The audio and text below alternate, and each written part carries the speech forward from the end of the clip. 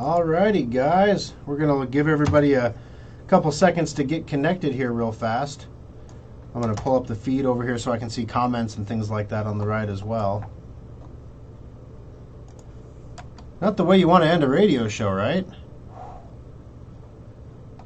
That was very frustrating. You know, sometimes, you know, things happen, and I get that things happen. But man, that was frustrating. I don't know why I can't load this right now. I'm just getting a Facebook logo. Is Facebook down? I don't know. I have 6 viewers, so Facebook must not be down. It's a lot less than normal, though. Okay, well, anyway, let's go ahead and get her rolling here. Welcome into the After Schrock. Hopefully I'll be able to see your comments and things over here in just a moment. But feel free to ask any questions about anything. It's not like anything happened in the news while I was gone this last week. That was something to see on the TV in the hotel room. You know, the MSNBC reporter said, this is one of those days you're always going to remember where you were. You know, the day that Donald Trump was raided. And I'm like, you know, you're right. I'm going to remember where I was today. I was in a hotel room in Vegas when I saw the news. And I'm going to remember it, not because, you know, yay, they got the orange man, but because this is scary. This is like the way that they did this. I mean, we don't have all the data, all the information, and I don't want to, you know, be presumptuous about what we know and what we don't know. You know, so while I would love to be able to say that, you know, this was obviously, you know, something or whatever it appeared to be. I don't know, why am I not able to load Facebook? This is so weird. Sorry, I'm really distracted by this right now because I'd love to be able to. There we go. Fine. I had to open a new tab. That was super weird. Okay. You know, we don't have all the information on what's going on with the Trump thing. We don't know what documents were there, what was taken, why they were taken. But what it sounds to me, I mean, I read an article, and this article literally went case by case down the number of things just regarding Trump alone that the FBI has been involved with that turned out not to be true. And in some cases were purposeful, you know, miscommunications when, you know, they lied to get a FISA warrant. You know, Comey leaked documents to the media. Like all these things that happened with the FBI regarding Trump. And then I read an article yesterday, and I have not been able to double source this yet, so take it with a grain of salt, but I read an article yesterday that the people that organized the raid at Mar-a-Lago were the same people that got the FISA warrant that are currently under investigation by Durham's special counsel. Same people. Wow, if that's true, I mean, it's just tainted now. I mean, what about the good old days when, like, you know, the FBI was the guy on X-Files, you know? It was Mueller and Scully going after aliens on the X-Files. I want to be in the FBI so I can hunt aliens too. You know, what happened to those days? You know, it's always been this way, but you just have never been able to see it before. It's always been this way. My son and I went to Vegas. And whenever I travel, it allows me to step back from everything that I see day to day and experience things from a customer's perspective. You know, I'm always focused on providing the services. I'm usually not the one consuming them. So when I go somewhere or travel, I become the consumer, and I'm like, okay, I want to get good value for what I'm paying for, everything else. So we start our journey at the TSA in Omaha. What a bunch of not nice people. You know, now granted, we had one bad experience with one guy. Could have just been a bad apple, but he was the guy they put out front. He was the receptionist, if you will. This is a guy who should have been watching the screening, the X-ray screener on baggage, because he has no business dealing face-to-face with people in any regard. Maybe he thought he was big and bad because he's in the TSA. I don't know. But so apparently when you fly with a minor, they want to see the adult's ID, but they only scan the boarding pass for the minor. They don't scan the adult boarding pass. So I come up to the window, he says ID. So I pull out my ID and I hand it to him. And then he gestures toward the scanner in front of my son. My son hasn't flown in years. He's 16 years old, right? He's got his boarding pass on his phone because I sent him a picture of it. he points at the scanner or whatever, and then I see the gesture toward the scanner and understand the nonverbal is go over to the scanner and scan your boarding pass. My son doesn't have any context to understand that. So I start looping around my son to scan my phone, my boarding pass, and he's like, "Not you, sir, him."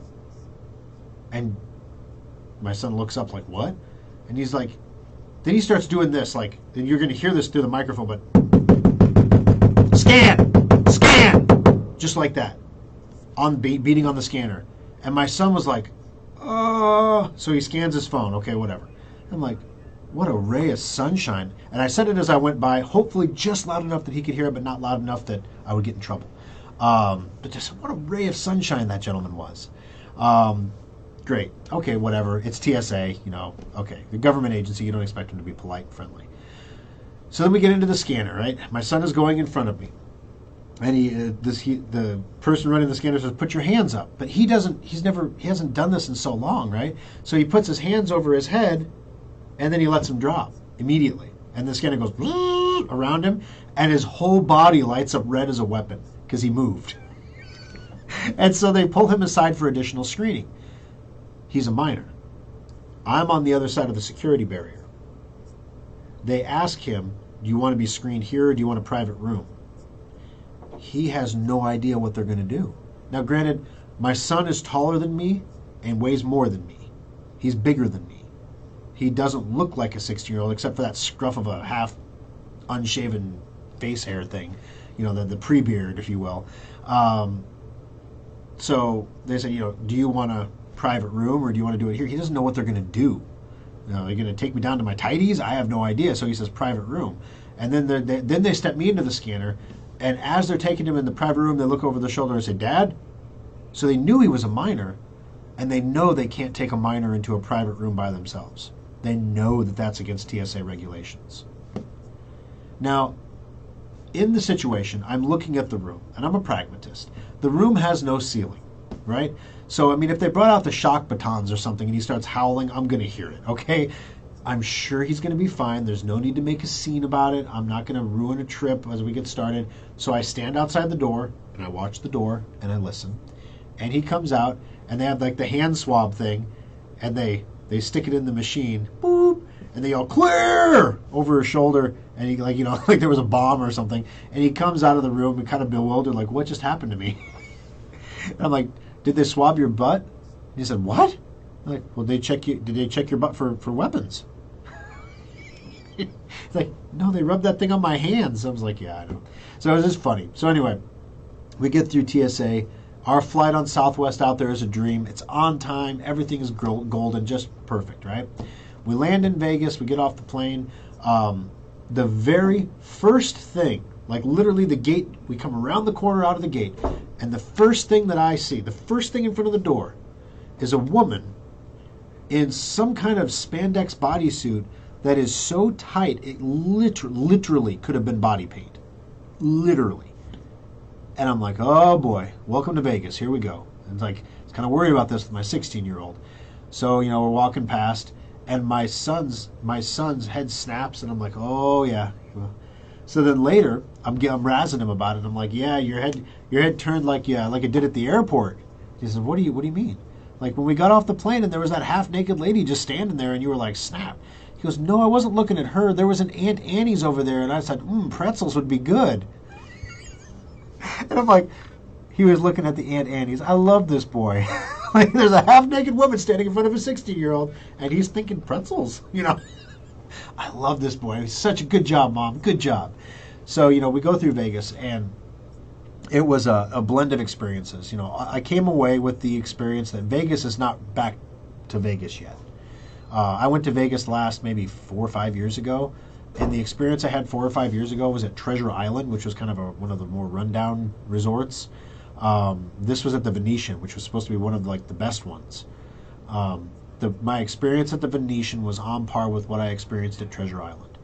The rooms were fine. There was nothing wrong with the room, aside from the fact when we got there, the mini bar wasn't stocked, which normally, I don't drink, so it wasn't a problem, right? But I was telling my son, don't touch anything in here. Don't bump anything. Don't open this door for any reason, because everything is on a sensor. If you move the bottle, you buy it. Even if you just pick it up and put it down, you buy it.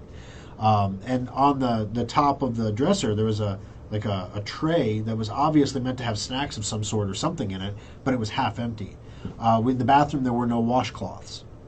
Okay, we just used a hand towel. We're guys, we don't care. And we didn't drink, so the minibar wasn't a problem. But if I was somebody who wanted something from the minibar, that would have been really frustrating. Or if mom would have been with, we would have ended up calling down for washcloths, because the heck if mom's going to wash herself with a hand towel. That's just how life is. So anyway, when they cleaned the room, they stocked it all back up again. And I realized that the tray on the counter that was missing all of its stuff, it was all of the entertaining items, like what you would use if you had you and your wife on a romantic getaway in a hotel room. The personal massagers, the oils, the protective devices, all fully restocked for your personal consumption. I'm like, don't touch the tray. Don't touch the tray. It's all on a sensor. I don't want to explain to mom why you bought a personal massager while we were in Vegas, okay? I don't want to explain that. Don't touch the tray. So anyway, then so that was fun. So then we went to, the main reason we went out there is there's this place called Battlefield Vegas. And Battlefield Vegas, there's an indoor range in Vegas itself. You may have seen this on Pawn Stars. If you watch Pawn Stars, they go to Battlefield Vegas a lot. So there's Battlefield Vegas, and then they have an outdoor range where you can go and you can drive a tank, shoot it like an actual tank. You can drive an armored personnel carrier. You can shoot a Browning 50 cal off the back, like boom, boom, boom, boom, boom, boom, boom, like you see in the movies. Like, get on the 50, boom, boom, boom, boom, boom, boom, boom. They start blowing things up. He wanted to shoot some big guns, right? And so he's been talking. It wasn't his idea. So basically, he's always telling us about, this gun or that gun, or do you know the history of that gun, or there's a grease gun, it was a cool thing, and blah, blah, blah, blah. And how Australian guns are stupid. Like, Australians do not know how to do guns. So we shot one Australian gun. My son picked it out so we could see how stupid Australian guns were, because he wanted to experience the stupidity himself. So it's an automatic, like assault rifle, like a mini assault rifle. The magazine goes in the top, right? So you bring it up to aim, but you can't see anything because there's a magazine in front of your head. And you're like, where's the sight? And the guy on the side of the video points at the side. So you want to cant the gun? No, you don't do that. You cant your head down like this, so you can look down the other side of the gun to see the sight on the side of the gun. It is the wackiest design ever. It was fun to shoot. We're done. It was fun to shoot, but I'm just like, Australians. Like, they're always, if you see an Australian shooting and he's shooting sideways, it's not because he's gangster style. It's because his sights are on the side of his gun, and he has to turn it sideways so he can see what he's shooting at. You have a giant stick in front of your face everywhere you look. Like, how do you know what you're shooting at? Oh my gosh. Stupidest gun design. Anyway. So he got to shoot all kinds of guns. We shot Tommy guns. He shot the Car 98, which actually bruised his shoulder. He after the second round of 5, he was like, "Do I have to do all 5?" Just beating him up. We shot an AK-47, which maybe it was just the one they had, but it was not fun to shoot. That was the only gun that I shot the entire time I was there, where I was like, I could never do this again and just be fine with life. The stock on it was wood, and it was like this big on the back. So it was, and of course, an AK is kicking like heck. So it was just directing all that force right into a small space on your shoulder. Bah, bah, bah, bah, bah. Ow. So we shot all those guns in there, and they had a minigun. So we got to go into the range, and you hold down both triggers, and it goes through 200 rounds. It's like, brrr, 200 rounds is gone. And they bring the target back, and it's like there's just like shredded hole in it. The thing about miniguns, if you ever find yourself in a situation where maybe you're under attack and somebody throws you in a helicopter and you've never shot a minigun before, but they're like, get on the minigun! If that would ever happen in one of your fantasy lives, note that when you pull the triggers on a minigun, it immediately jumps left. Like, wah, there's torque because it's spinning the barrel so fast. So literally, if you have like 400 or 500 rounds, it jerks left, but then you pull it back right, and then it's really on target. But they only give you 200 rounds for the minigun when you're there. So when it jerks left, so I literally blew out the guy's kidney, like on the target. The target was maybe 50 yards away, and I literally shredded like the left side of the guy. And then my son, if it was one of those hostage targets where the guy was like holding someone by their neck and he was over their shoulder, his shots went right over the guy's shoulder, right by the head. Two stray shots hit right here, so the guy still wouldn't have been having a great day. But otherwise, I'm like, this is one of those, like, the guy would be like, they shot a minigun at me and I lived, They all just went over his shoulder. Oh, man. So it was good fun. So then we went outside to the outdoor range the next day. It was an all-day thing. We left at 10 in the morning. We got back around 3. But we got to shoot some really big guns and really fully automated guns, silenced weapons, a silenced MP5, which is a lot of fun to shoot. They were impressed by Jacob's weapon proficiency. And I'm not saying, that he's, a candidate for the terminal list or anything here, but they have people that come out in mini skirts and high heels and ask to shoot the flamethrower. So they're like, yeah, he's not a complete idiot, right? He's treating the weapons with respect. He's keeping them downrange. He has trigger discipline. He's not putting his finger on the trigger till he's ready to shoot. So they let him do a couple extra things that normally they wouldn't do. They gave him a couple extra magazines of ammo for his birthday. Said, happy birthday, here's an extra mag, and that kind of stuff. They taught him the combat glide, where you walk heel toe forward. They let him walk up on some of the targets on the range, which they normally do not let people do. So that was a lot of fun. Helicopter was landing and taking off. They were shooting the sides of the mountain, so we had to go cold on the range when the helicopter came in. So little logistics there. We learned what a HESCO barrier was and why they're really heavy. So that was kind of fun. Just the little things that you appreciate. He got to drive an APC. It was basically a mortar vehicle at one point, but it had been converted, so it didn't have a mortar tube in it anymore. But otherwise, it was like think like an armored pickup truck that had doors on the back of the bed. The bed is tall, right? It's got a cover, and the doors swing open, and you could launch mortars out of the back, right? Think like that. So he got to drive this APC around a track, basically, in the desert. They had a 50 cal Browning mounted to the thing, and they parked him outside on a mountain, shooting at a mountain. And we each had like 20 or 25 rounds on the Browning, and he was like, bop, bop, bop, bop, bop, bop, bop, bop. And they said, oh my gosh, now, granted, they could say this to every customer that comes, right? But they said it to my son, and it made him happy, and that's all that matters. Again, a service lesson there, right? They told him, oh my gosh, people come out here and they shoot this thing, and they're like shooting all over the mountain, and you were just on target the entire time. Bap, bap, bap, bap, bap. You were just shredding that vehicle up there. And he had so much fun shooting it. They make you load it. You got to pull the bolt back and everything. And then, I'm sure guys in the military have done this. They're like, oh yeah, the 50. Wear extra Kevlar. That kind of thing. But for a kid this is an amazing experience, right? It's not under threat or anything. It's just for fun.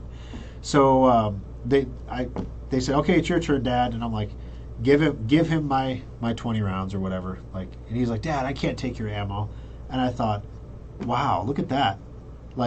How many kids out there would be like, dude, thank you, and then just take it, He's like, I can't take your ammo, Dad. He clearly wanted it because I can't take your ammo, Dad. And I said, no, son, I'm having fun watching you shoot. You keep shooting. Okay, Dad. He didn't resist too hard, right? It was the courtesy, oh, no, I can't accept that. Okay, thank you, So he loads it, and bop, bop, bop, bop, bop, he does it again. Then we shot the 50 cal rifle on the ground. We each got 3 shots on the 50, and we went 6 for 6. All 6 shots at 550 yards were hits. That's the longest range I've ever shot a target before. And yep, I hit the engine block every time. It was great. It was just, and it didn't kick like you thought it would. I expected, the 50 cal bullet is this long and that big around. So, I've shot a 308 before, which is a much smaller bullet, and it'll murder your shoulder. So I was expecting to really, I was super concerned about where I placed my shoulder in the stock. I didn't want to put my shoulder out, Oh, that's going to leave a mark. So we go to shoot this thing, and the recoil was like butter. The gun absorbs almost all of it. You don't realize that until you shoot it, and you can feel the action, how far back that bullet goes after you shoot, and how far forward it goes to absorb all that recoil. But yeah, when you shoot the gun, you have to wait a second and a half for it to hit the target. It's just unreal. I've never shot at that distance before. So boom, and you're like, I missed. Ping! Oh no, I didn't. I hit. Yay! So it was loads of fun. So then we were done with that. We went and did the Madame Tussauds Wax Museum. This is what you do with a 16-year-old in Vegas. We went to Madame Tussauds. He took a bunch of pictures with the things in there. We tried to line up the pictures so the eyes in the it's a wax museum, so that the eyes in the figurines or the dolls or whatever they're called, the likenesses, were looking in the same direction as Jacob's eyes, so it looked like they were posing with him for a picture. And he's like, in the pictures they look really real, Dad. I'm like, yeah, I know. I lined up the eyes, So we did that. That was fun. I 5 years ago, I had gone to Vegas and I ate at the MGM buffet. It's supposed to be the best buffet on the Strip. And we were staying at the Venetian, which is about 1.4 miles from MGM.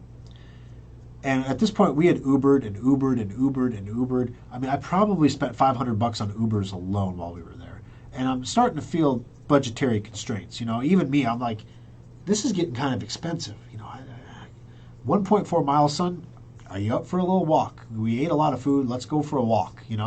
So we'll walk. If it's here in Omaha, 1.4 miles, we'd walk it. No big deal. Des Moines, 1.4 miles, no big deal. We'd walk. You enjoy walking necessarily, but if given a choice between spending $35 or walking 1.4 miles, and it's not like there wasn't anything interesting to look at, right? We're walking the Strip basically, so we could. This is the Bellagio. This is where the fountains are. We show them all these things, right? The most interesting thing, there's lessons in everything when you're 16. And the most interesting thing to explain to him were the people. Because you saw every cross-section of humanity in one bucket. It was amazing. You saw extremely wealthy people going to and from a casino or something. I had to explain to my son why the homeless guy was pulling the Starbucks cup out of the trash can that somebody had thrown away. Like, drank their drink, finished it, threw in the trash can. Why did the homeless guy want the Starbucks cup? Well, you can go to Starbucks and get free refills on the sodas and stuff and water. So he's going to go get a free refill with that used cup that he's got from the trash can. The people sleeping on the sidewalk. Outside of the doors of the buildings that were open where the air conditioning was wafting out, they would sleep outside across the sidewalk from that door so they could have some air conditioning. The woman who walked by who was clearly addicted to meth. Like down to the teeth. Like, that's what meth looks like, son. Don't ever do meth. The wafting marijuana smell. Marijuana everywhere in Vegas. Like, you can't, literally, he said, it'll be nice to go home and stay someplace that doesn't smell vaguely like marijuana, So, he was catching all these life lessons, right? But one of the best things that happened, the funniest things that happened, as we were walking down the Strip, there was a construction zone on the sidewalk, so it funneled down, so you basically had to walk single file. And there's lots of people in Vegas standing around on the Strip in like Spider-Man costumes and stuff. They want to get you to pose for a picture, and then you give them a tip or whatever, right? Well, I don't know if these girls were with a casino or if they were just freelancing or what the deal was, but they had a big heart over their head that said love on it, and they were wearing like nothing. Nothing, hardly anything at all. Mom would qualify them as fully nude.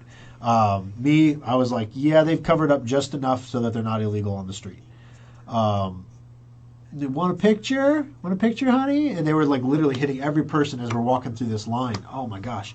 So the guy in front of me, want a picture, honey? No. They asked me, you want a picture? No, not explaining that one to the wife. Moving on. Then they saw Jacob and they're like, sorry, not you, honey. And Jacob's like, I don't know whether to be insulted or it's like, it's because you're too young. They saw you're a kid, right? But if they could see that he was a kid, if the two street picture ladies that are 3 3/4 naked in Vegas can tell that he's a minor, why couldn't the Omaha TSA tell that he was a minor? Questions. Anyway, so that was the trip to Vegas in a nutshell. Of course, the flight home was delayed to the point of almost being canceled. It was delayed so long that our boarding passes on the phone expired, and we had to go print boarding passes as we were trying to board the plane because they expired while we were in the boarding line, and we couldn't see them anymore. They're like, yep, your flight's over. Boarding pass gone. Because our plane should have landed by that time. Freak thunderstorms in Vegas. I don't know what it is. When the Schrocks go somewhere, we should give people heads up notice. When we go somewhere, the day after we leave, a day to a week after we leave, there is massive flooding. Massive flooding. So we went to Yellowstone. We left. Massive flooding, washed out all the roads, broke half of Yellowstone. Sharks were here. Go to Vegas. Sit on a bench in an area like for an Uber pickup. They put the Uber pickup in the flood wash, which is kind of funny. There's a sign that says, caution in the event of rain, don't be down here kind of thing. It's a flood wash. And I'm like, haha, look at that sign there, son. They had that like the week before we came, big flooding in Vegas. And so we got our Uber and we left.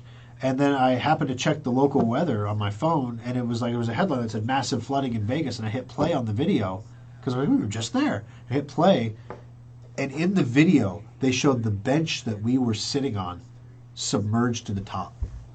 I was like, oh, Jacob, look at this. Oh, my gosh, do you see that bench? That's the bench we sat on. Remember that flood thing? We were like, oh, gosh, this is a great place to put the Uber pickup. Nothing will go wrong here. Oh, my gosh. So, watch out if we come to your town. You're gonna have a flood, and it's gonna happen.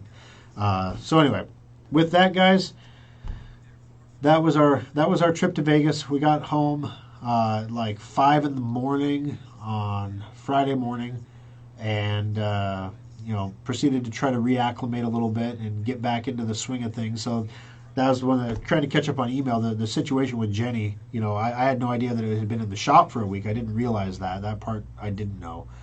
So we're going to definitely get that taken care of right away for her. That's never a situation I want to have a customer experience in my service centers. So we're going to make sure that gets taken care of. But, a few other things happened while we were gone. So I'm going to open it up to questions at this point. So feel free to ask. Thanks for the audio check, Winston. I appreciate it. Good morning, Janine. Carolyn, good to have you. Appreciate it. Frank really appreciated your compliment, by the way. That made his day. Greetings from Grand Island. Please tell me the person that said he was storing files in the recycle bin was pranking you. No, I don't think he was. And I did my best to be respectful because he is a Facebook follower. He is a longtime customer of Schrock. But you really shouldn't store things you want to keep in the trash can. I mean, this is just a life lesson. This is like something I should teach my son.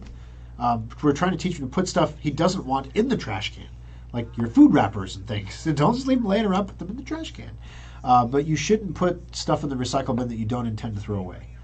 It doesn't free up any hard drive space, it's not a folder for storing things. If you want a folder and you want to call your folder the trash can, you can call it the trash can. You can throw whatever you want in there, and then you can go through and clean it up anytime you want.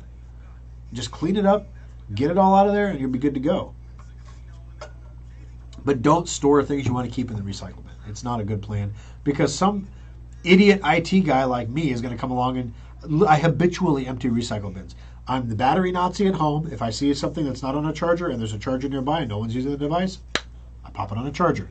You never know. You top it off. Be ready. You never know what's going to happen next. Be prepared.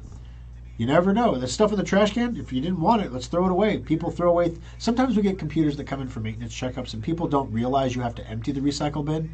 They think when you delete something, it's just gone.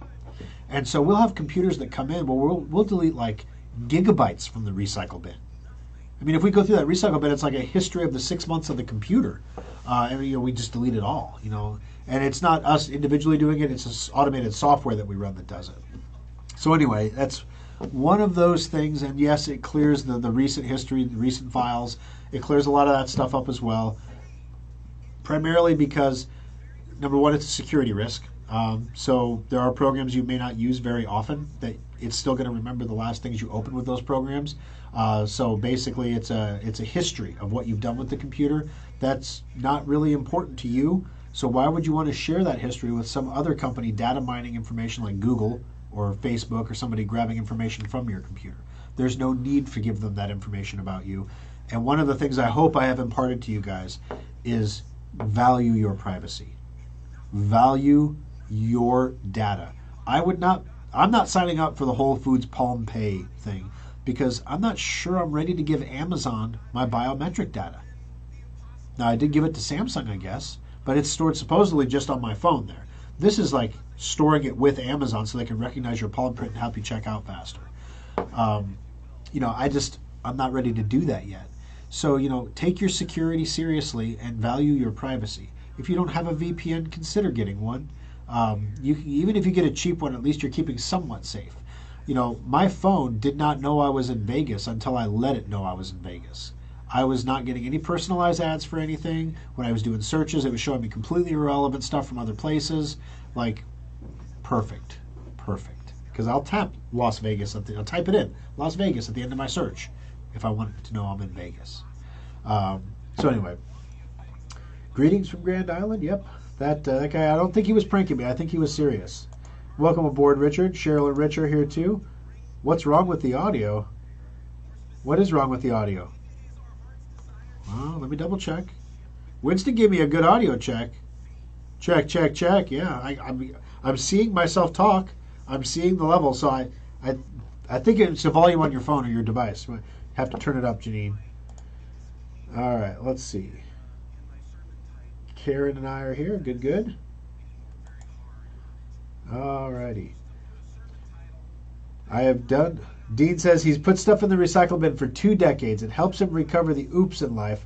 I do clear it out occasionally. So, sorry, Dean, about clearing your recycle bin, but I will guarantee you 100% if you come in for another maintenance checkup, we're going to clear it again, because that's literally like part of the checkup.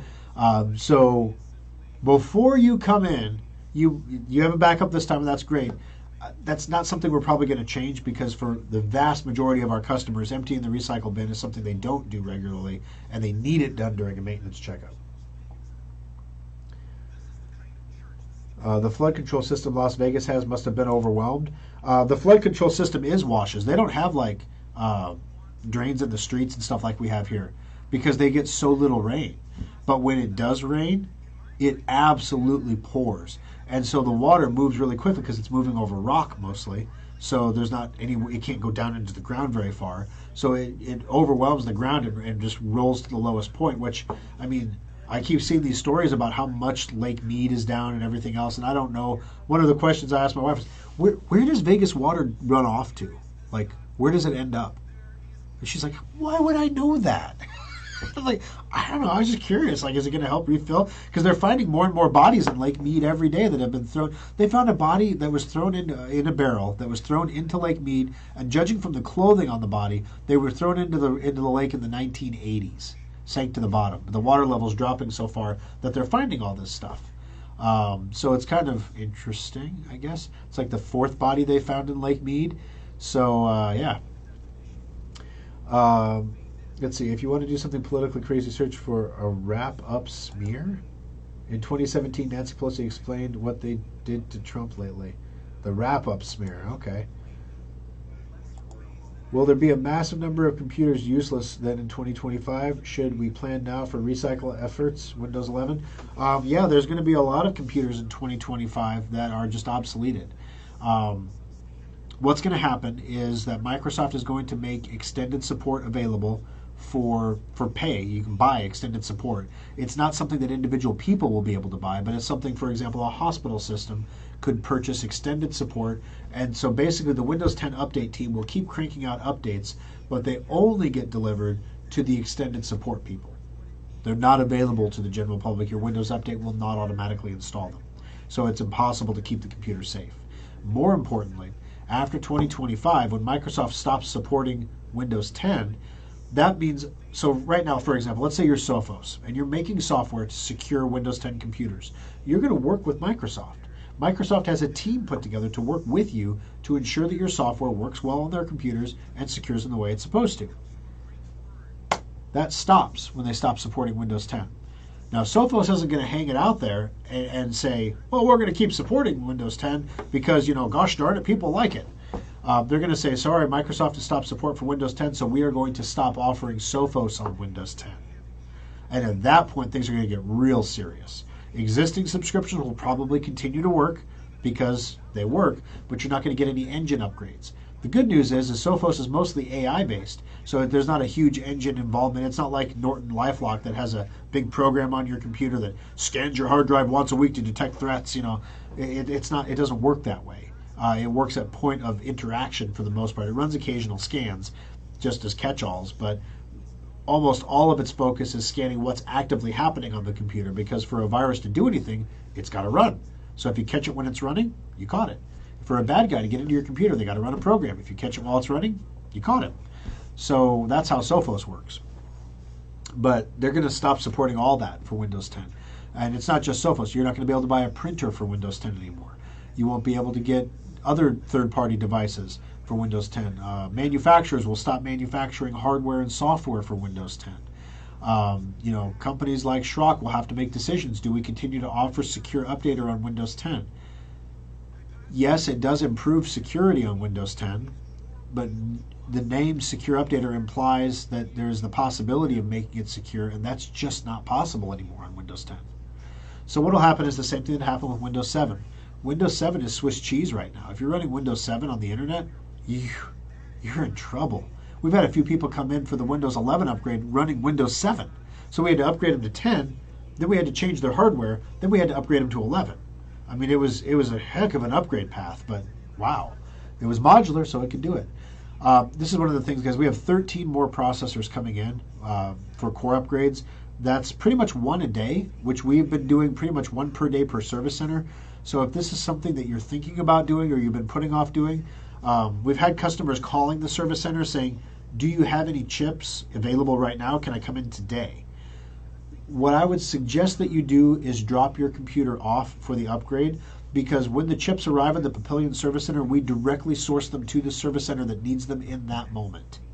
So it's probably not going to be until after the sale is over till the service centers start building up. We usually keep the processors in stock in all the service centers. We usually keep 2 in each service center, because that's more than enough for us to have. The odds of us getting 3 upgrades in a week when they're not on special are pretty slim.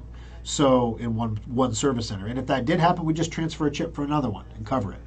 Well, now we have all service centers running upgrades all the time, all needing chips, and as a result of that, we're basically hand to mouth on the processors. So definitely get your computer in if you're going to do this. If you have a holiday special, guys, this is so important.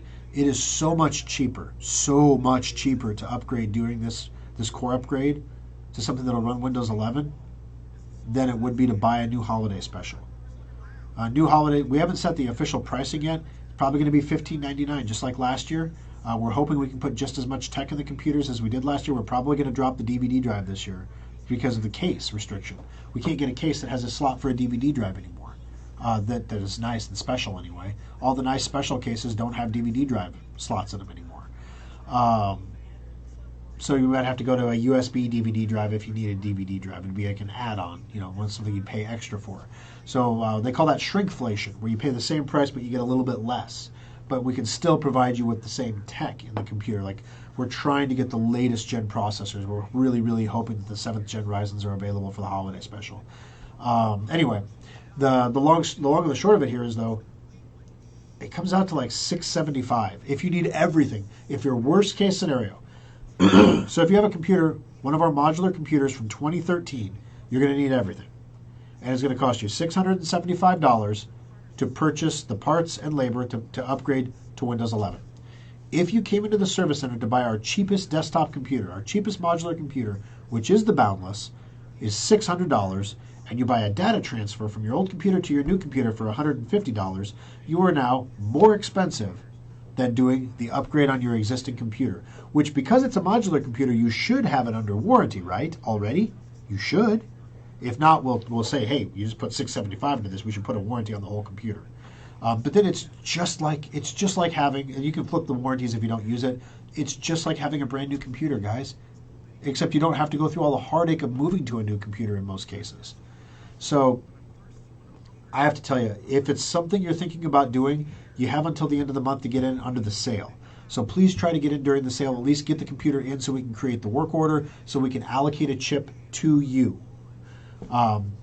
So that's all I'll say about that. I just want to make sure I got that out there because I didn't hit on that really hard during the radio show because there was a lot to do. But yeah, there's going to be a lot of computers in 2025 that are obsolete. Excuse me. Brian, I'm thinking the federal government especially got rid of that outdated browser just this summer. Got rid of the outdated browser? I'm thinking the federal government especially. Oh, you're thinking about the federal government, and that's why you got rid of your old outdated browser just this last summer. Got it. So, yeah, I mean, that's, it's chilling, guys. Like, okay, imagine you're me. You have a family that's completely reliant on Schrock Innovations for day-to-day living, for planning for retirement, for planning for college for kids, for taking care of a special needs little girl. That's just my family. Then you've got all of our employees and all of their families, completely dependent on Schrock Innovations for their incomes. Then you have all of our customers who literally, if we closed Schrock Innovations tomorrow, think of where would you go? Well, you could go to Elkhorn Computer Repair. They have decent service, from what I've heard. They usually do well in the Best of Omaha. Oh, shoot. I didn't mention Best of Omaha.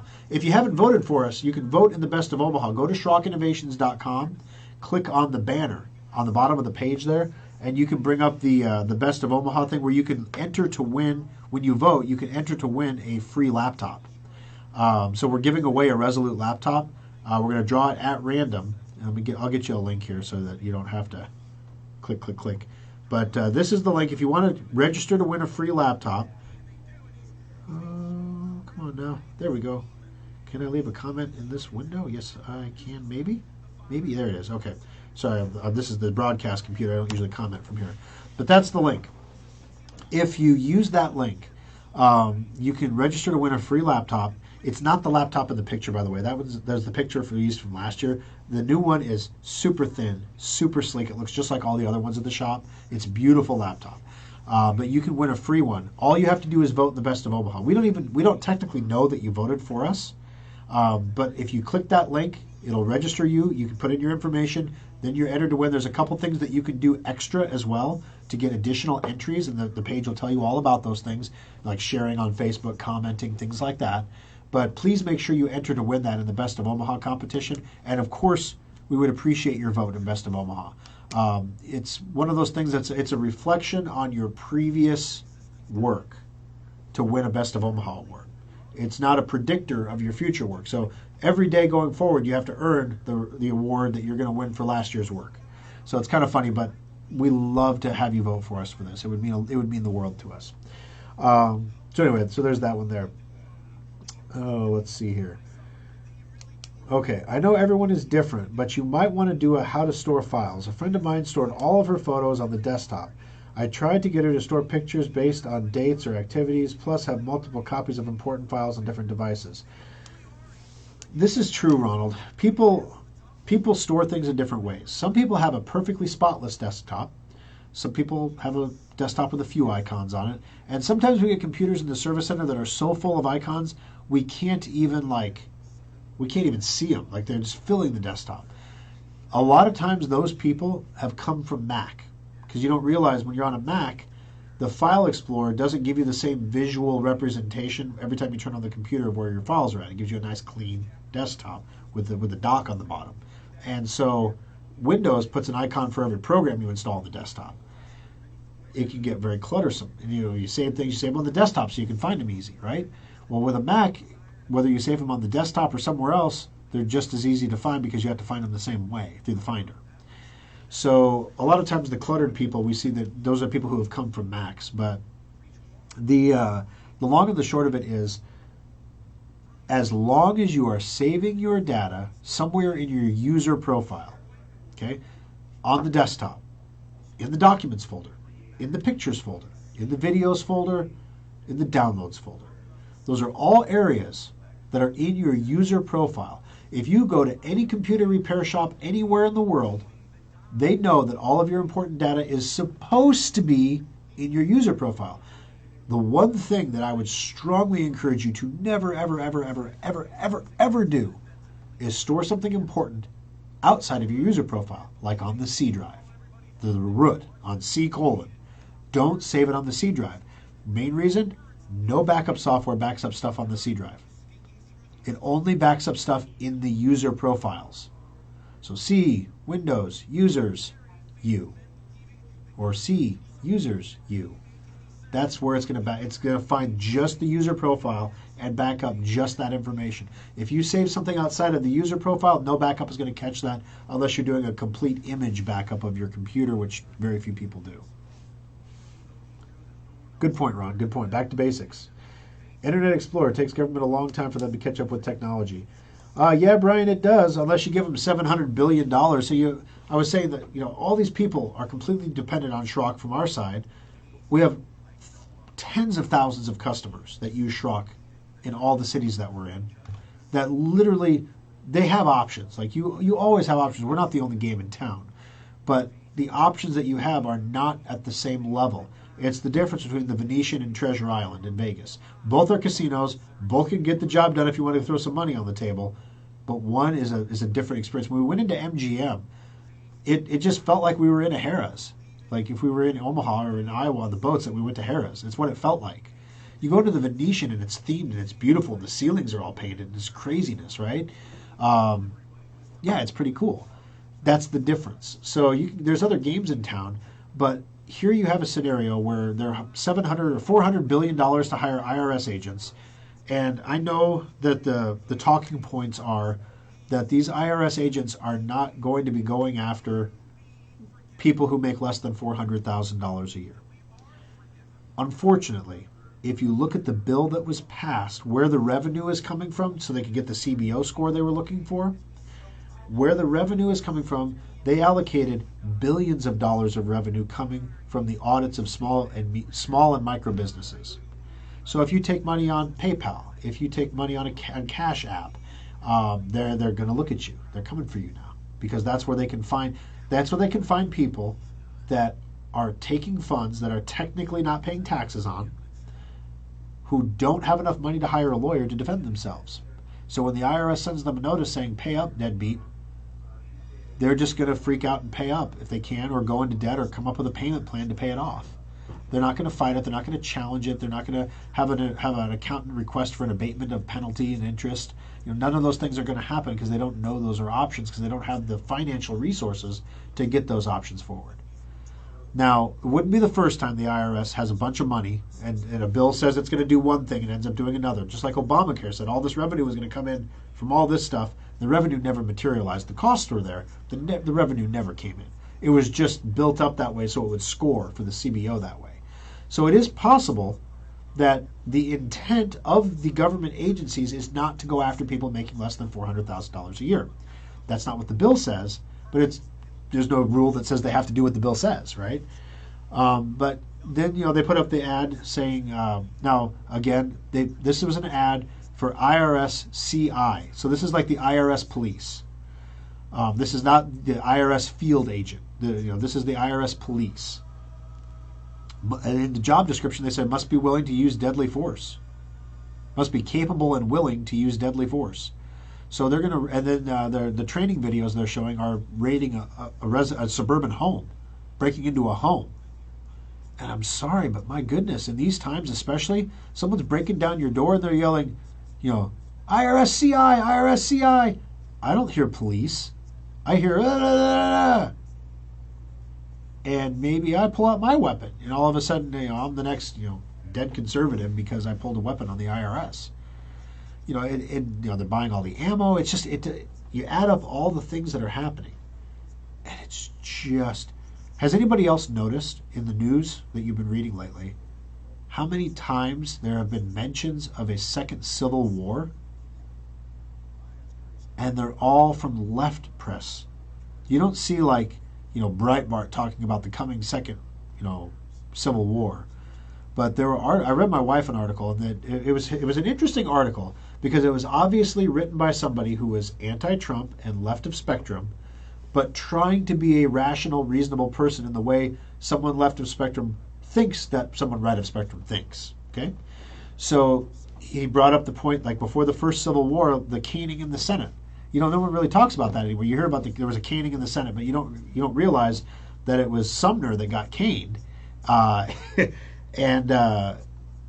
he was hit in the head with a gold-plated cane so many times that he was darn near killed. And people in the South were sending the guy who attacked him canes that said "hit him again" on the side. It was inscribed. There was just a public outcry from the South that these abolitionists need to be lashed into submission, basically. And then on the North, you have this was an unprovoked attack. Yeah, he gave a speech on the Senate, but you answer a speech with a speech. You don't answer a speech with a cane to the head. At least he waited till all the women left the gallery before he had the attack, because he didn't think a lady should have to witness that. He would have challenged him to a duel. The reason he walked with a cane was because in his youth he was in a duel and he got shot in the leg, and well, he walked with a cane now. He would have challenged Sumner to a duel, but he wasn't a gentleman, so he couldn't do that. Sumner was not a gentleman, and they were saying this was the division, this was the tribalism, basically. That this guy attacked him with a cane, and everyone's like, yeah, there was blood on the floor, pooling blood on the floor of the Senate, and half the country was like, yeah, and the other half was like, ooh, this isn't good. And then they were comparing that to current times, and of course the raid at Mar-a-Lago and everything else.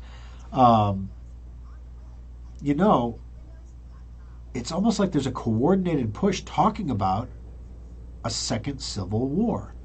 There was one article that was like state by state what your state would look like, and I was reading this article and I didn't look at where it was from. I just clicked on the search result, and I'm reading it and I'm like, gosh, this person is like super duper anti-Trump. Like, then it was the Trumponian Times or something. I was like, oh, okay. It was an anti-Trump website that was like, okay. But anyway, it just boggles the mind. Now, the latest news that I heard yesterday, this is just, the division. So you have the Roe versus Wade overturning at the Supreme Court. And then there was the weird story out of Kansas that a supposedly red state voted overwhelmingly by 18% to keep abortion in their state, which was the state's right to choose, right? That's the whole point of overturning Roe, is each state can choose. So if people in Kansas want to allow abortion, they can allow abortion. That's how it is. Apparently, there were some people who noticed some irregularities, here we go, in the voting. Specifically, they noticed that during the tallying of voting, the number of votes against allowing abortion to remain in Kansas mysteriously decreased. The official numbers were going up and then suddenly went down. And they're like, why would votes decrease? Why would you see the number go down? It would never go down. It would only go up as you count votes, right? It should only go up. And it went down multiple times.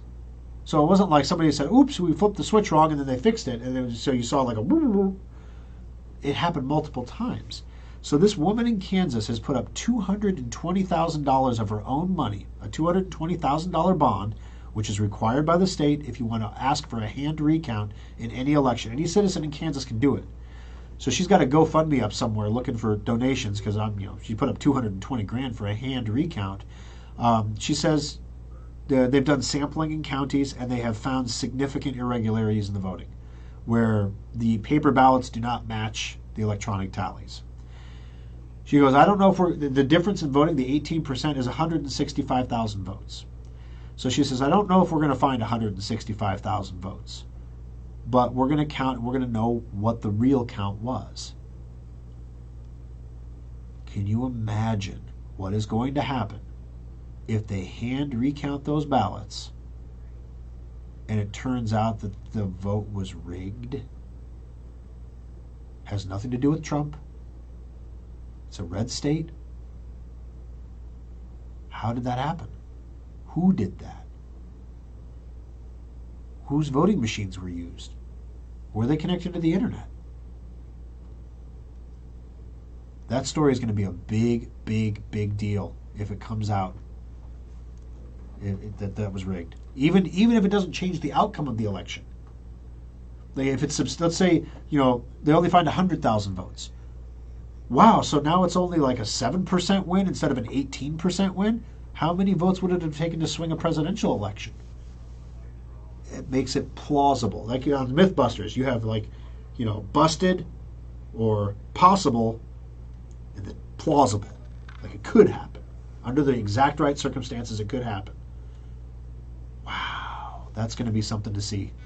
So, like I said, not a lot. There was just a little bit in the news while I was gone. A little bit of interesting stuff. Oh, let's see. I needed to vote for 6 things. I needed to vote for like 6 things. Yeah. They make you vote for 5 or 6 things. You can vote Schrock Innovations for Best Small Employer in Omaha. You can vote Schrock Innovations for... Just vote Schrock Innovations for Best Burger Place. It's great. You can just put Schrock Innovations in 6 things, and you're good. But there was one that was like best web design services. You could vote for us there if you wanted to.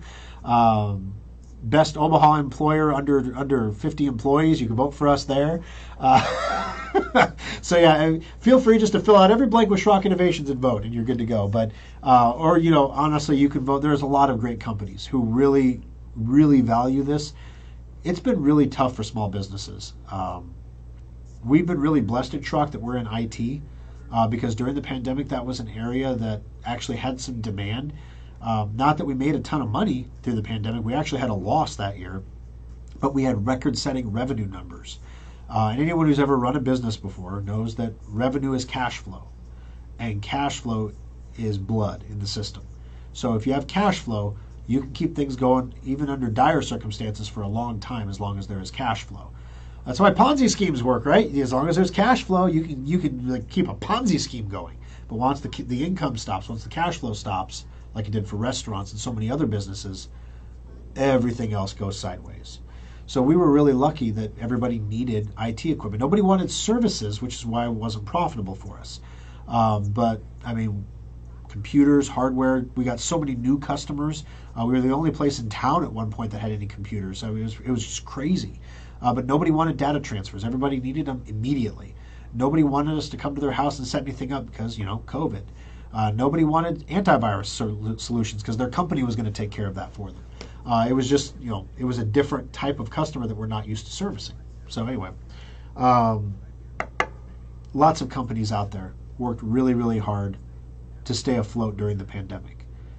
Sacrifices. One of the things that I noticed in the airport, there was a flight leaving after us that was delayed going to San Francisco International, but they got delayed so long that they had to get redirected to LAX because San Francisco International closes at 11 o'clock.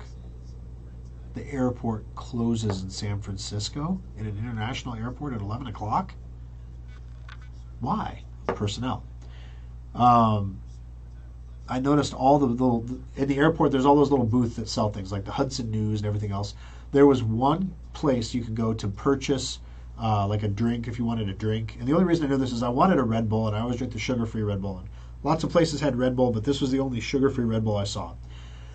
You take it off the shelf, you put it on the scanner, and it's got cameras angled everywhere, and it scans all the barcodes for everything you put on the scanner at one time. Matches their weight, does everything, brings it up on the screen. It was perfectly accurate for what I put on the scanner. It was amazing. Wasn't any cheaper, though. Holy crikey, I paid $5.50 for a small can of Red Bull at the airport. They don't even have to put a person here. It's a completely contactless kiosk. So anyway, that was interesting. So future of e-commerce there, you're going to see fewer and fewer and fewer cashiers. You're going to see automation in jobs that you wouldn't have seen automation before. One of the things I've noticed at Hy-Vee lately, when I go to Hy-Vee, I always do the self-checkout because, it's usually the only one open. And it's usually empty, and I can just walk in and I don't buy that. It's like I'm buying like $200 worth of groceries. Well, now $400. It's not like I'm buying $400 worth of groceries. I'm just buying a couple things. So boop, boop, boop, boop, done. I can scan them real fast. If somebody comes along and says, would you like me to bag that? Sure, throw it in plastic. That's great. Well, now at the self-checkouts, Hy-Vee is stationing, and they put little signs up on the registers that say, please keep your receipt. We may ask to see it. And then they're stationing kids, basically, who are power tripping hardcore at the Hy-Vee that I went to watch the self-checkouts, to watch you scan every item. Apparently there's some shrinkage in self-checkouts. Who would have thought not having a human there makes people more likely to maybe scan one. If I pass it over the scanner and it didn't beep, I just keep going, right? Or maybe more nefarious than that. People specifically trying to defraud, But I've just noticed that they're getting aggressive too, like really aggressive about, sir, you got to scan that again. I'm like, I know it's still in my hand. I know it didn't beep. I haven't put it down. Boy. So anyway, as an aside, but a lot of the shops in Vegas are single proprietor shops. Literally, there's one person opening the shop and one person closing the shop at the end of the day, and they're going home. a lot of small businesses really deserve these votes. They've worked really, really hard. So if you do have the time to go through the category and stop and think, where did I get my last chiropractic visitor? Where did I go out to eat for a taco last? Stuff like that. Fill in the blanks. So the small businesses, especially the small businesses, really appreciate it. Oh, let's see. And Democrats want the government to create an IRS-owned free tax filing system for all. Laughable. Yeah, I guess the thing in my head where this is all going to end up eventually, I don't think we're going to have a second civil war. Because, primarily, the blue states can't exist without the red states, and the red states can't exist without the blue states. Just like we're dependent on China, New York has the stock exchange. California's got the ports. Yeah, Florida's got some ports, but, whatever. Nebraska's got the food. Iowa's got the food.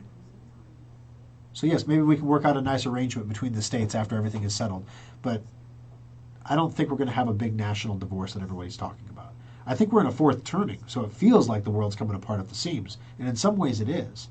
I think what is much more likely to happen is the outlet, the vent for that rage of a second civil war, if it got to that point, would be the Convention of States. That's where basically 2/3 of the states get together and declare they're going to have a new Convention of the States to bypass Congress to overhaul the federal government. And the Convention of the States, with 2/3 approval of the states, can do anything they want. They can amend the Constitution. So they can put a balanced budget requirement in the Constitution.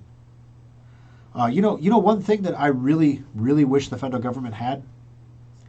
Nebraska has this in our state law, because I once asked a state senator that I knew, why don't you see pork in these Nebraska spending bills? Why is there hey, I need a vote. Why don't this recycling bill? Here's some money for a pork processing plant. Why don't you see that in Nebraska? You don't see that. And this Tony explained to me that in Nebraska, when you have a bill, there's a requirement that everything in that bill must be germane to the purpose of the bill. So the purpose of the bill is clearly stated. So if the bill is about recycling, you can't have a pork processing plant germane to recycling. So therefore, no money for pork processing plant. What if the federal government, they tried to do this with the no earmarks thing, but what if the federal government was constitutionally restricted?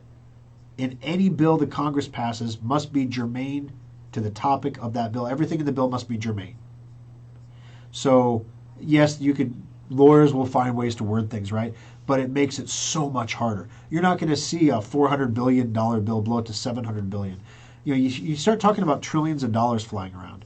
And there was a great way. $1 trillion is such an unimaginably large number that it's impossible for the human brain to conceive what that means. So to give you an example, to earn $1 trillion, if you were earning $1 every second, right? So you were making $60 a minute, right?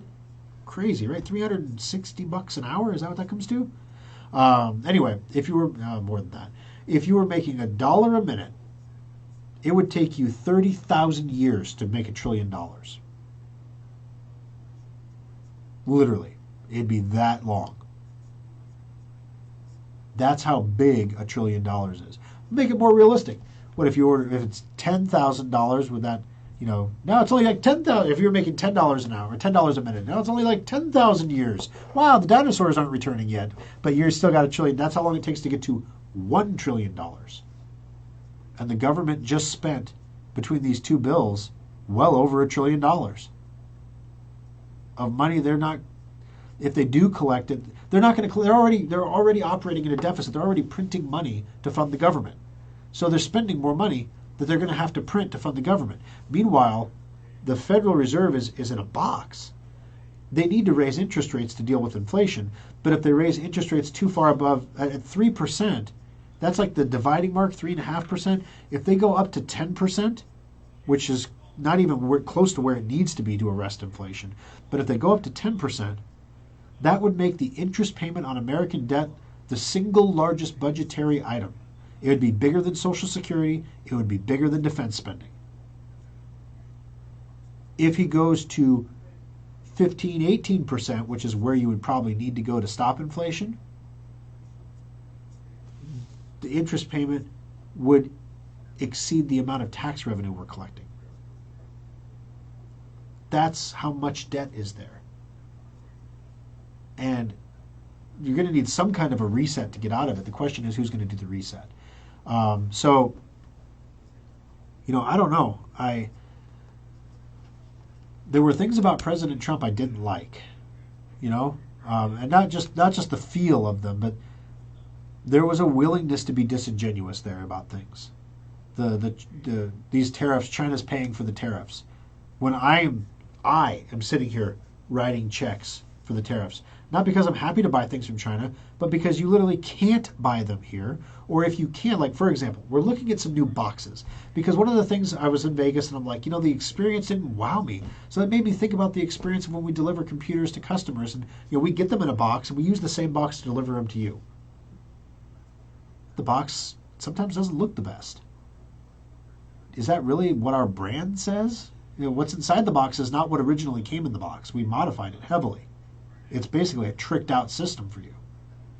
Well, shouldn't we put that in a tricked out box to represent the goodness that is inside?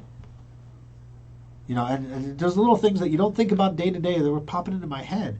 And I thought, we should look at making some boxes, right? So, you go to the Omaha Box Company to get boxes made. And literally, it is cheaper to make a lot cheaper to have the boxes made in China and shipped here on a boat. How much cheaper? 70% cheaper.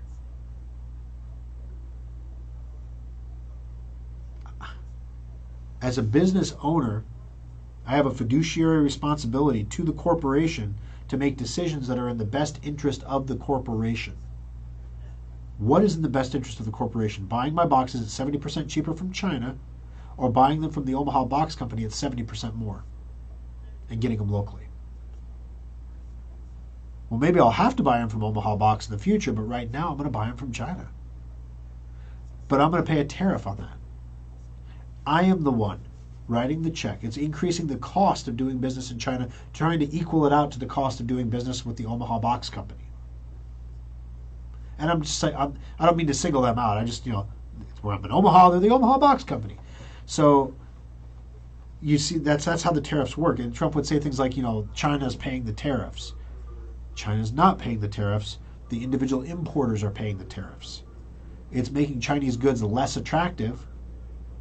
And that was the design of the tariffs, to encourage the diversification of the supply chain outside of China. Okay, got it. You have things like, the things that were good, like, every president who's been running for office has always told the Jewish community, we're going to move the embassy to Jerusalem, the true capital of Israel. Trump just did it. And everyone said, oh, no, the world's going to end. And it didn't. The world adapted, just like they do to everything. He led. And that's the biggest thing that's missing right now, is the leadership just isn't there. Who can you point to anywhere, Republican or Democrat right now? Because the Republicans have a huge opportunity. There's a leadership vacuum.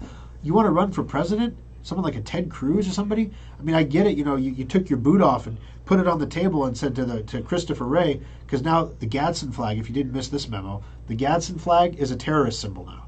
It's an extremist symbol. Like these classic patriotic Revolutionary War things are now symbols of extremism that should be monitored. So Ted Cruz takes off his boot and slams it on the table. It's got like some, patriotic thing on it. He's like, I'm self-reporting. I do this. Christopher Wray says, I gotta leave. I have a plane to catch. And what could be more important than talking to the American people? I've got a flight I have to catch, guys. I've got to go. Thanks for your time. Gets up and leaves. Catches the private Gulfstream jet that the FBI owns to fly off to his vacation spot. So the plane would have waited. He was going on vacation. So he was just done answering questions. Go screw yourselves. I'm done. I'm done with you. I'm going to share a story with you. I had an employee. We were at the end of last month, and it was one of our service centers. And this employee We were very close to meeting goal, and this employee had it within their capability to structure their workflow that day in such a way to meet goal. Meeting goal means the entire staff of that service center gets a bonus, right? This service center has not been meeting goals lately, not because the opportunity hasn't been there, but because small systems aren't being followed, so customers aren't getting told about all their options in some cases, or maybe they're being presented sloppily. Like, we got this thing called Secure Updater. Do you want it? No. Okay. That kind of thing, as opposed to saying, Secure Updater works with the other software on your computer to help prevent attacks by updating your third-party software. I ran the trial of Secure Updater on your computer, and it found 7 programs to update. How many did you update last week? It's doing 7 a week on your computer. It's basically $50 the first year. It's $30 each additional year to have this on your computer. I have a trial on there right now. It's good for 2 weeks. If you want to try it out, that's great. Or if you want me to, I can save you the having to go online and use a credit card and all that, and I can just activate it here before it leaves the service center. Would you like me to activate that for you today? That's the script for Secure Updater. That's how you sell Secure Updater over the phone. And it just, we had this one employee who's just not willing to do the work. The problem is he was an incredibly gifted employee from a technical perspective, had been with us for a long time, and was deeply woven into several systems at Schrock, making him virtually indispensable. So I'm looking through the workflow. It's 9 o'clock on a Sunday morning. We don't open till noon.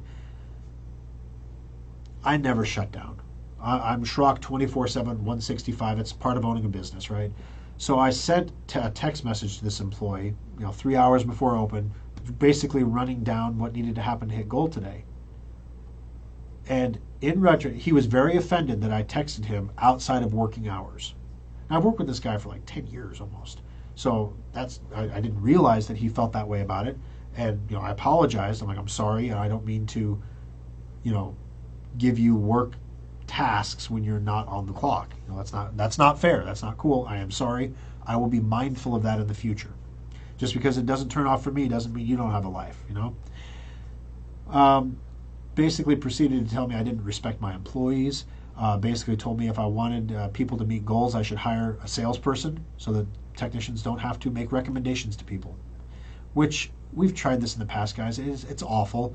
So the salesperson calls you and says, yeah, we've finished your computer. Here's what we recommend. And then you ask a technical question. What happened with that genealogy program? Were you guys able to open that?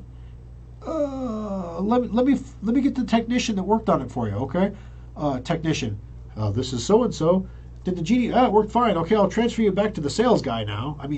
How stupid is that? Come on. And it's not like I'm asking you to sell magazine subscriptions. There is a distinct reason that we sell everything we sell. A specific use case. If a customer falls into that use case, then you recommend it. If they don't fall into that use case, you don't recommend it. It's that simple. This employee just unloaded on text message with me. Basically told me he wasn't going to do his job. What options do I have at that point? Shoot.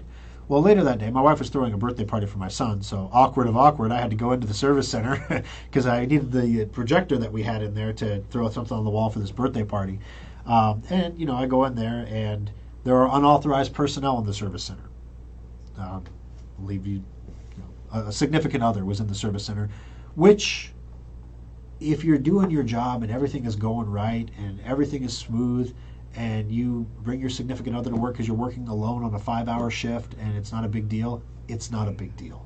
I'm okay. We're a small business. We can work through these things, right? I'm okay with that. But if you do that, the day after you say something like that to your boss and tell your boss you're just basically not going to do your job, to the point where your boss has to tell you, you don't mind cashing the check. So if you're going to cash the check, you're going to do what I say. If you don't want to do what I say, stop cashing the check.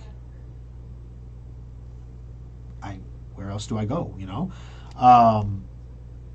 So that was awkward. So then the next day, I sat down with him. We had a very cordial, like I said, we worked together for years. So I had a very cordial conversation. I apologize. I said, if I've given you the impression that I don't respect you, or that I don't respect my employees, or that, there are issues here, I apologize profusely for that. That is a perception thing on my end. I know how I feel. Maybe I'm not doing a good job of communicating how I feel through my deeds and actions. Okay? Then I would to tick off the things that we've done. We've added dental insurance in the middle of a pandemic. We've increased the amount we pay for health insurance for employees. We have added free automotive benefits for employees by partnering up with another small business. We've tried to do all these things to bring costs down. We offered to send this employee on training to advance his skill set, so that we would be better equipped to do the things that we do. Anyway, it came down to, he said he's looking for a job, and I said, I understand that. I get it. He said, I can make more money elsewhere than I make here. Well, yeah, doing some things you can. You can go. There's lots of jobs out there you can make more money doing stuff you don't want to do. But unfortunately, what this individual is going to find out in life is that every job is a sales job. You're always selling something to somebody. Even if you're a factory worker putting cereal in a cereal box, you are selling your value to the boss on the assembly line. You're showing up on time for your shift. You're working hard. You're meeting quotas. You're meeting expectations. You're selling yourself as a product to stay employed. No matter what job you have, you're selling something. So if you're looking for that magical job where you don't have to sell anything or recommend anything, or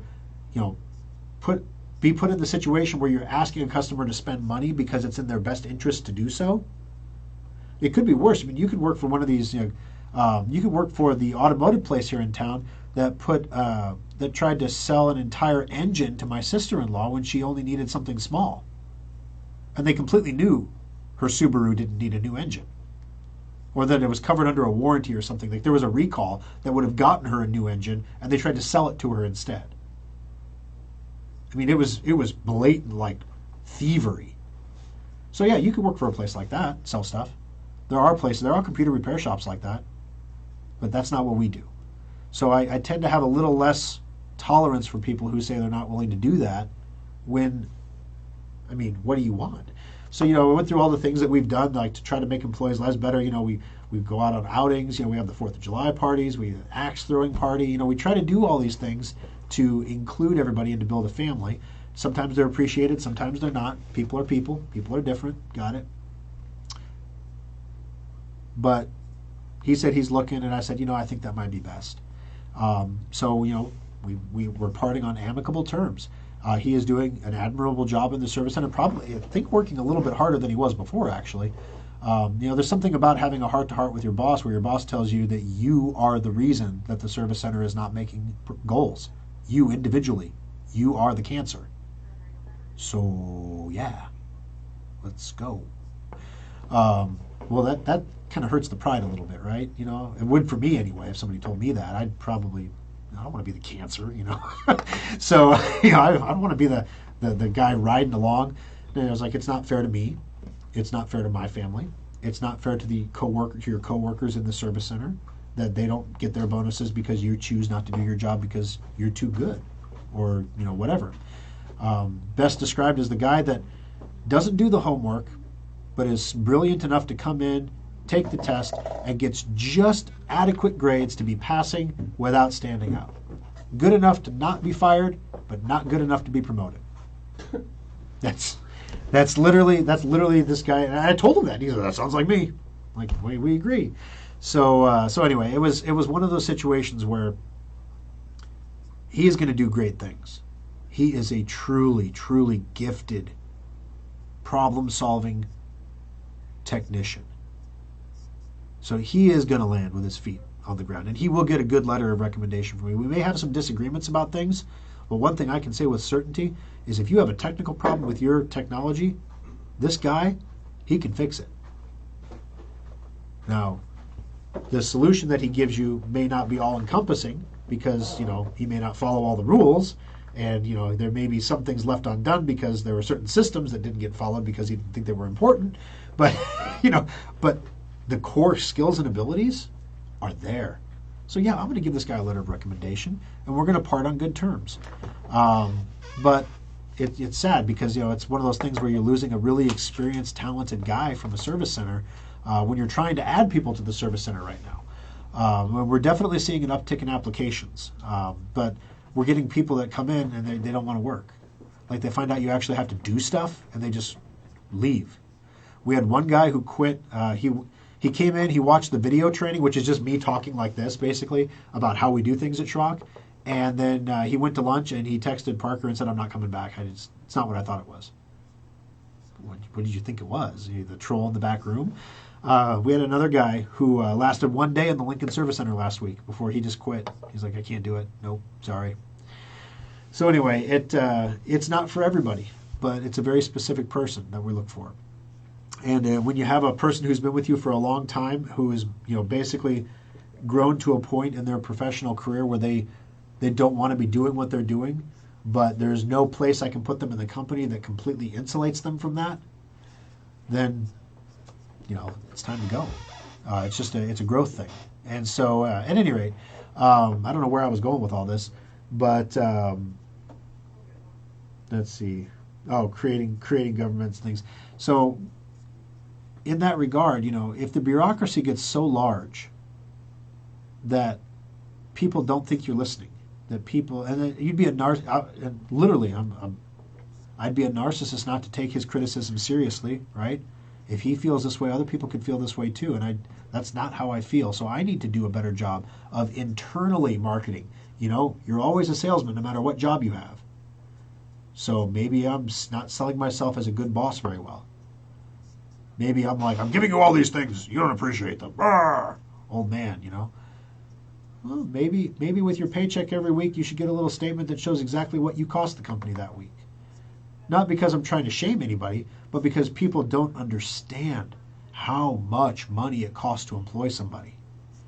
And that if the government wasn't taking this much money from you or requiring me to pay this much in taxes, you would be getting so much more money in your paycheck. Because this is your total cost. This is your total value right here. But you only get to keep like 2/3 of it. Because, taxes and stuff. And they're hiring IRS agents to come after you. So, yeah. File that 1040-EZ. Go for it. They're coming for you. And they're coming for me. And it's going to suck. So, I have to sit back and, keep a budgeted line item now for potential audit. Not because we're doing anything wrong, but just because they're going to audit people. And they're going to look for people who meet certain criteria, and we probably meet that criteria. I don't make more than $400,000 a year, don't get me wrong, not even close. But I don't really think it's going to be limited to people that make $400,000 a year. It can't be. Otherwise, the revenue projections in the bill wouldn't work unless they were just lying about the revenue projections to get the CBO score they wanted, which is entirely possible. Alrighty, I kept pictures on an external hard drive. Aaron, I was wondering where you were at. I was kind of worried about you. You were in the hospital and everything, and then all of a sudden I didn't see you through the whole show. And I'm like, here I am trying to give away a laptop, and I was going to say, Aaron, you got to vote for us. You can win this laptop. I know you need a new laptop. I know you're an Apple girl. I know. There's hope for your future. Salvation is at hand. You could win a free PC. But then I didn't see you in the feed, and I was like, oh God, I hope nothing happened to Aaron. So it's great to see you with us this morning, Aaron. Ron, desktop also allows for folders. Yeah, I put folders on the desktop too. Why not go to a flat tax system? Well, because the government wouldn't get enough money and it would not progressively tax. So in other words, it would create an equal proportional burden on poor people. And that is not going to happen in the tax system that we have now. Ideally, that is the way that taxes should be done, because everybody enjoys the same benefits of the federal government, right? We all enjoy protection from the same military. We all enjoy the same customs and border enforcement. We all enjoy the same wonderful airport security. Remember when airport security wasn't a government thing? When the airlines and the airports had to pay for it? Remember that day? Ticket prices went up even though they don't have any of these costs anymore. They're all in the taxpayers' back. Student loans, they're losing billions of dollars a year on student loans because they federalized that as part of Obamacare to bring in revenue. Now they're losing billions of dollars at it. So, I mean, literally, the government is so full of stuff that it shouldn't be doing. They just shut down coal production on federal land. 50% of U.S. coal comes from federal land. What's that going to do to power prices? come on. It's getting to the point where you have to believe it's intentional. Like, no person is this stupid. Not even a bureaucracy is this stupid. I mean, what is happening here? So I'm thinking eventually when we... Oh, they didn't CBO score the bill, Ronald? Really? I thought they had to do that. Anyway. If we did a convention of states that basically abolished the bureaucracy, reset it. This is what Trump was trying to do with Schedule F employees, which is kind of a cute thing. Like, Trump, you're fired. Schedule F. You can't fire federal employees. They're union protected under their job classifications as Schedule whatever. There's different ways, different things that you can, reasons and complications in firing people. So Trump wanted to create a new schedule called Schedule F. And he was going to reassign all federal employees that he wanted to Schedule F. And under Schedule F, there were no protections. He could just fire your butt. So, yep, you're fired. Get out. I don't care. Get out. We'll be fine without you. Get out. We'll adjust. Get out. Take your stuff. You're done. So, yeah, I mean, that was one aspect of it. But can you imagine at a convention of states if that was done on a mass scale where, for example, maybe in the Constitution, unionizing public service employees is not allowed? Because who are they unionizing against? Like, unions are supposed to protect employees from employers who would take advantage of them, right? And victimize them. So the civil employees unions are protecting their members from the people of the United States? That we pay them and they want protection from us, but we can't individually fire them even. So is it protection from the bureaucracy the union gives? Why is that even allowed? Oh, because the unions contribute politically and there's political motivations involved. A lot of this bill that went through for the CHIPS bill actually is going to be paid to construction unions. And the construction unions, 97% of their contributions go back to Democrats. So yeah, the CHIPS bill is basically going to fund a lot of Democrat campaigns. So there's no system. I sound like I'm really down on the system here, but there is no better system on the face of the earth than the one that we have in the United States. There is nothing better. Every system has its flaws. But there comes a point where the bloat has to be shed, that you have to reset.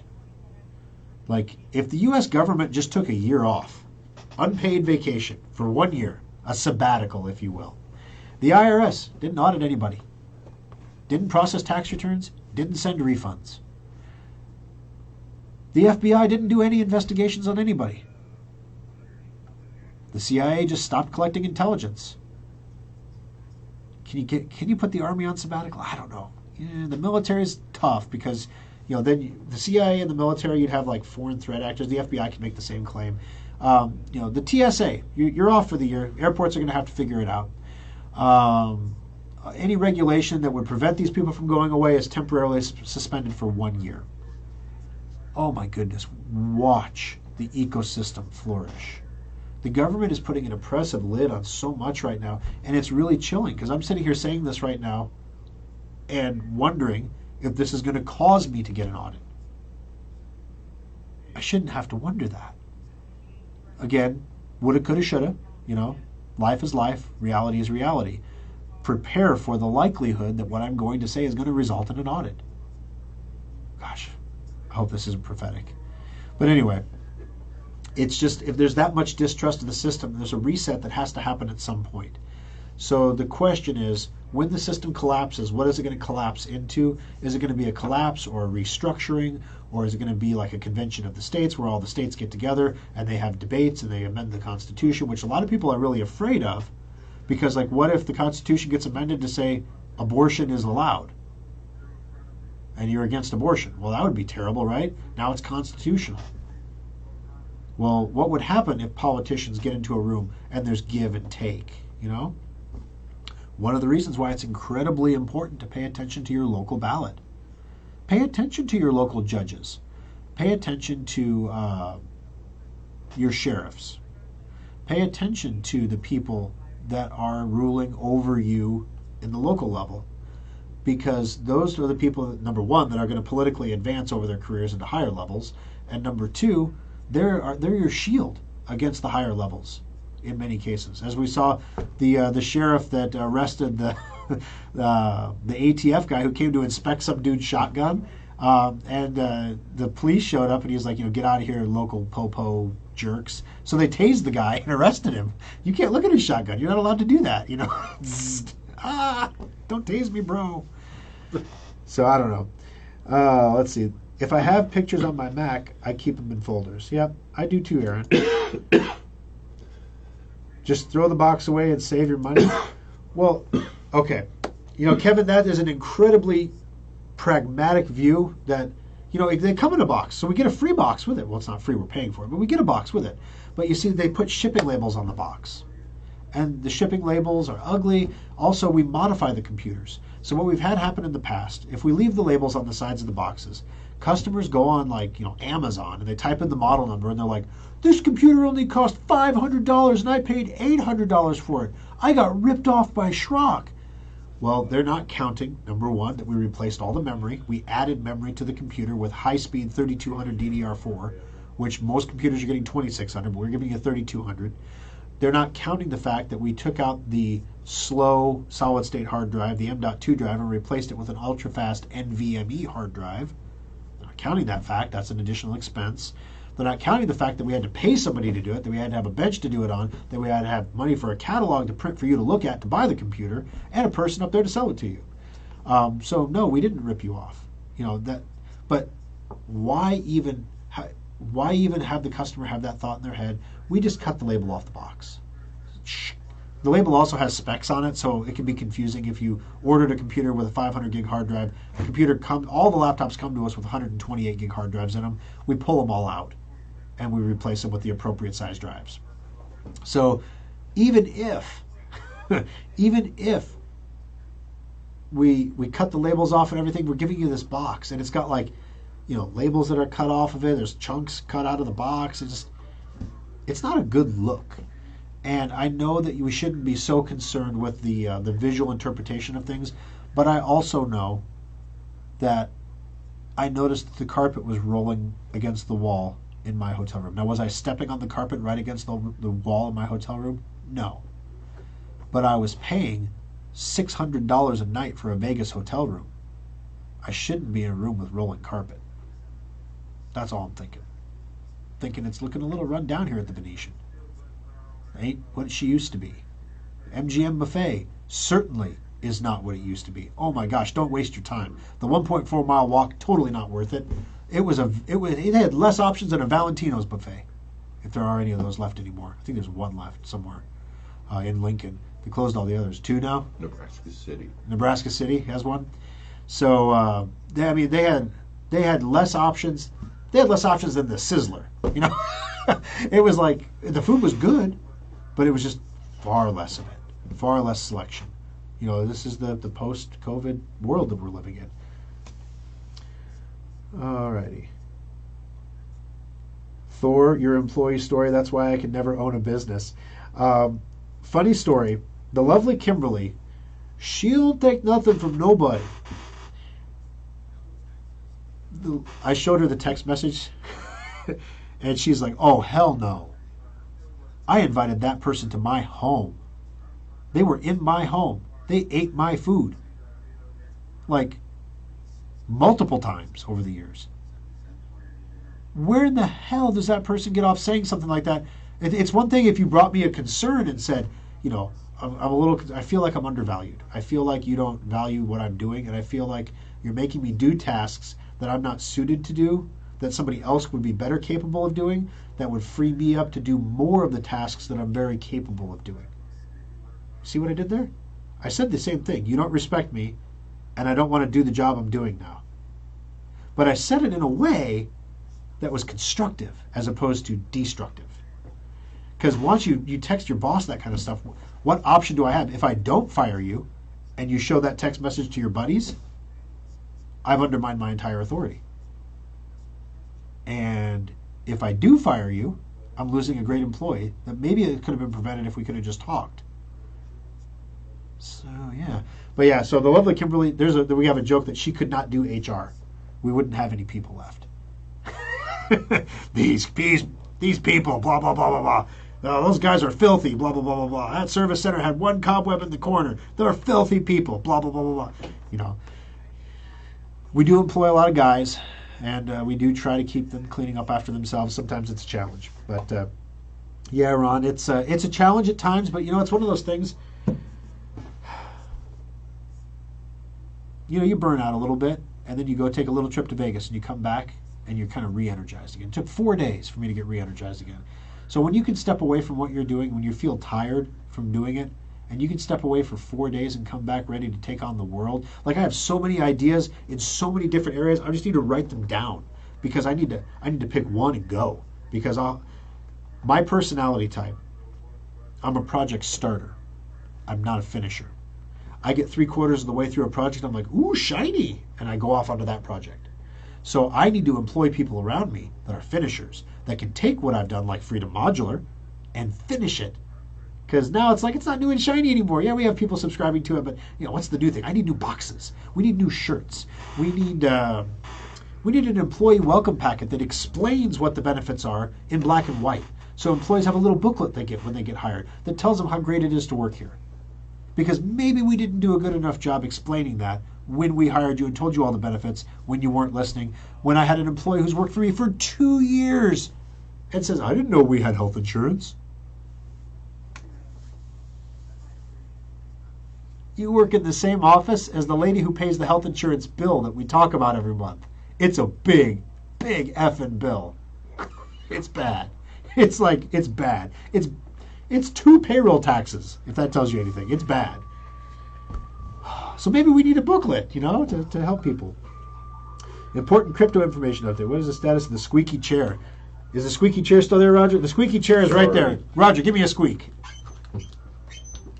There we go. It's Gary's chair. It doesn't go anywhere. No, if I WD-40 that chair, do you think Gary would be upset? Is the squeak important to him now? Is it like a comfortable worn leather saddle or something, you know? I don't know, and I'm sorry. But you don't buy the chairs, Raj. No one else does either. Nobody buys the chairs. I think this one came out of the dumpster, you know. So anyway, the status of the squeaky chair. Crypto stuff. Ethereum is popping right now. If you probably have noticed this. Ethereum is popping because they had a successful testnet of the move to proof of stake, and they have set a firm date for September when they will move to proof of stake. So this is bullish for Ethereum. So Ethereum is rallying and Bitcoin is pretty much staying the same, but Ethereum is way up. I would not buy Ethereum right now. Okay? If I had to guess, this is one of those where it's going to ramp up ahead of the event, and then after the event it's going to drop. So not because anything bad's going to happen, just because the excitement's over, right? Crypto investing is a lot about excitement. You see this a lot of times. The price up to a halvening will lead up because people expect it to go up, and then after Bitcoin gets cut in half, the production of Bitcoin gets cut in half, the price drops, which is counterintuitive. Less Bitcoin being made, the price should go up. It drops, and then it rallies.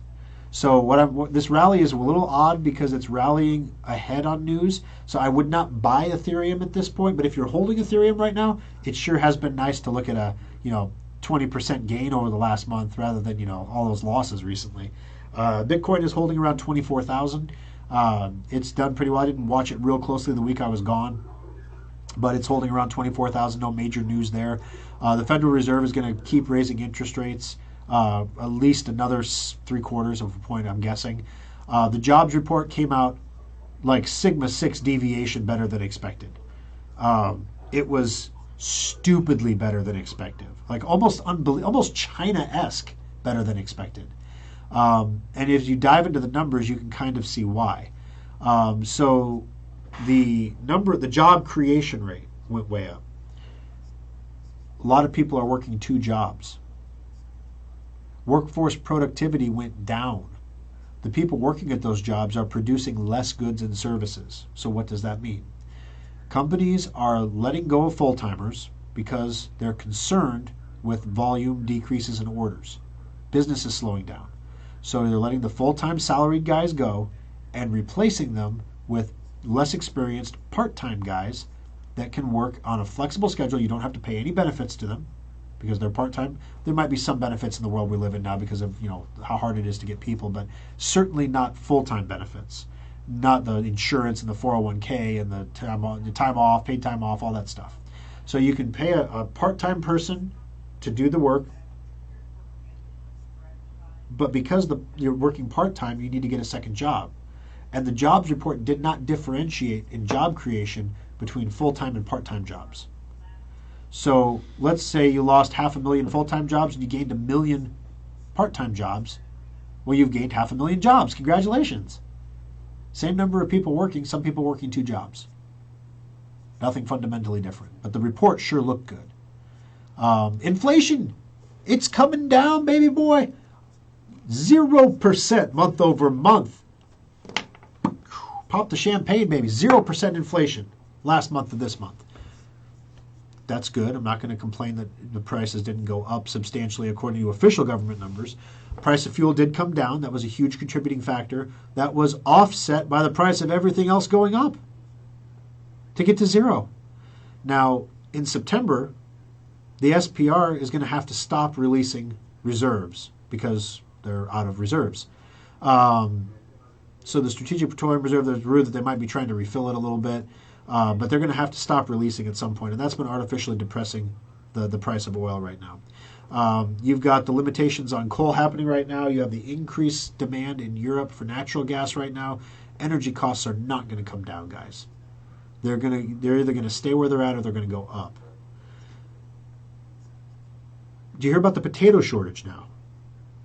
Apparently there's something wrong with the potato crop in Idaho, and so now potatoes are in shortage. Expect the cost of potato chips, French fries, and the availability of potato selection in the stores to be dramatically less than what it was before. Because we have an official potato shortage. It's a potato famine. We have my God, what else could... We have the Irish potato famine on top of everything else? Come on. Is God... God literally struck the White House with a bolt of lightning and killed 3 people. I mean, what more signs do you want? Do we need the locusts?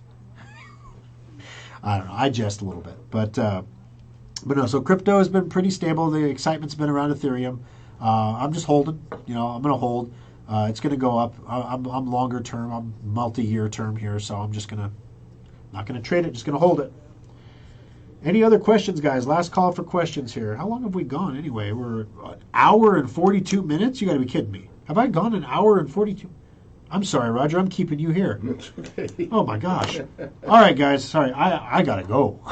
All right, so last call for questions and no more questions. Thanks. Thank you for joining us on the program. Please, if you haven't done so, take a moment to vote for Schrock Innovations in the Best of Omaha. Here's the link one more time for you. You can register to win a new laptop if you use that link. It gets you automatically registered to the contest, and then you can go vote in the Best of Omaha. You do have to vote for a few things. There's different awards, like there's Best Web Design, there is Best Small Business or Best Employer under 50 employees or something like that. You can vote Schrock for those too. I did. Maybe we win one of those. Who knows? But if you would go vote for us, it would mean the world to me. It means a lot to us to win this award. We usually win one every year. There's been 1 year where we didn't win. And that year was a wake-up call. We ended up replacing entire staffs after we didn't win that. So these awards, we take them very seriously. So if you could take the time to vote, I really would appreciate it. And we're going to continue to do our best to get our staffing levels up and to keep them up, and also to make sure we're delivering that award-winning service and that experience that you want. Great example. We don't send an email after you buy a computer explaining what the Schrock desk is. Maybe we explained it to you at the front desk. Maybe an employee was in a rush and didn't. We should have a catch-all, an email that says, "Welcome to the family. These are the benefits of owning a modular computer." Hopefully, you understood them all, and we could list them out for you. Maybe you read the email, maybe you just delete it. I don't know. But we don't do it. That's the point. We should do it. That's easy. We should do that. We're going to start doing that. So Get ready, guys. Fun times coming. We'll see you all next week. Have a great weekend.